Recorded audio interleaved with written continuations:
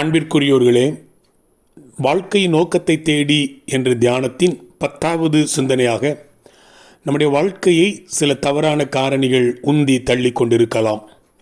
நேற்றைய தியானத்தில் அது நம்முடைய குற்ற உணர்வாக இருக்கலாம் என்று பார்த்தோம். இன்று நம்முடைய வாழ்க்கையின் உந்து சக்தியாக யார் மீதோ நமக்குள்ள வெறுப்புணர்ச்சியாக கூட இருக்கலாம் என்று பார்க்க இருக்கிறோம்.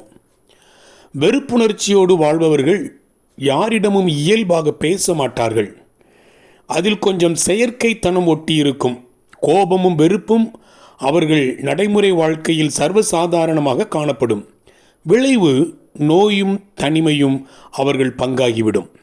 கடந்த காலத்தில் நம்மை காயப்படுத்தியவர்களை நாம் ஒரு நாளும் காயப்படுத்த முடியாது.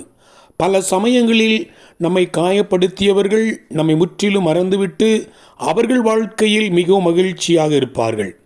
காயப்பட்ட நாம் மட்டுமே நம்முடைய காயத்தை மறக்க முடியாமல் அதையே அசை போட்டு கொண்டே இருப்போம். இது கோபத்தை பிறப்பித்து கொண்டே இருக்கும்.